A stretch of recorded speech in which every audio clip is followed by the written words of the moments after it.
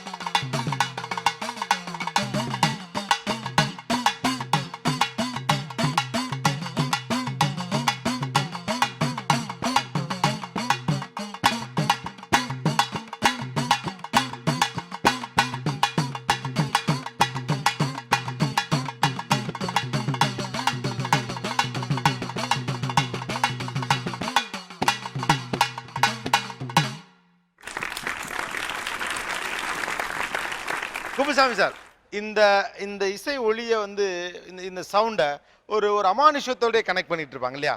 இந்த உடுக்கை பம்பை இந்த மியூசிக்குள்ள ஒளிஞ்சிருக்கிற அந்த அமானுஷம் என்ன? இதுவும் நம்மளோட கல்ச்சர் சம்மந்தப்பட்ட ஒரு விஷயம் தானே. பெரும்பாலும் இந்த கிராம தேவதைகள், கிராம வழிபாடு இதோடவே நம்ம கனெக்ட் பண்ணியிருக்கிறப்போ இந்த மாதிரியான ஒரு சவுண்டுக்கு இந்த மாதிரி ஒரு அமானுஷ்யத்தன்மை. யூஸ்வலாக இந்த மாதிரி ஒரு இசை, இந்த மாதிரியான ஒரு சவுண்டை கேட்டாலே நிறைய பேருக்கு தெய்வம் வந்துடும்.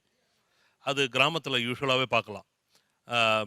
ரொம்ப சுலபமாக ஜனங்களுக்கு சாமியாட வைக்கிறத இன்ஸ்டிகேட் பண்ணுற ஒரு மியூசிக்.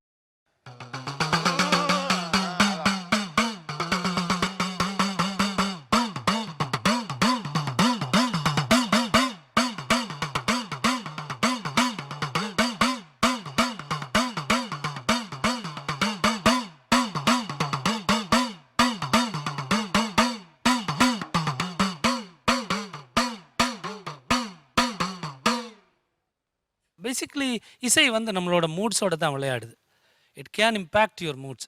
மூட மாறும். இப்போ இவர் வந்து வாசிக்க ஆரம்பித்து ஒரு கணத்திலே அப்போ இந்த கொஞ்சம் லேட் நைட்டுன்ற ஒரு சோறு வைக்கிறதெல்லாம் ஒரே செகண்டில் பறந்து போயிடுது இல்லையா? ஸோ அந்த மூட் மேனிப்புலேஷன் கெப்பாசிட்டி மியூசிக் அதுதான் எல்லாருமே பயன்படுத்துகிறாங்க. இவரோ நண்பர் சொன்னார், ஆர்மியில் எல்லாம் வந்து அந்த ட்ரம்பட் இது பயன்படுத்துகிறாங்கன்னு. அதை அவங்களோட முறையில் பூஸ்ட் பண்ணுறதுக்கு அது ஆர்மியில் பயன்படுத்துகிறாங்க.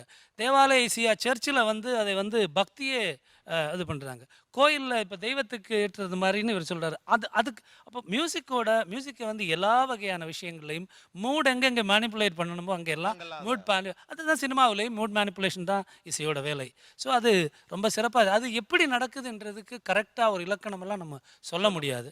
So it's a very abstract art. நம்மளோட ரொம்ப ஆழ்ந்த உள்ளுணர்வுகளை தான் மியூசிக்கு தொடுது. அதுதான் சொல்ல முடியும். ரொம்ப நன்றி. தேங்க்யூ. யா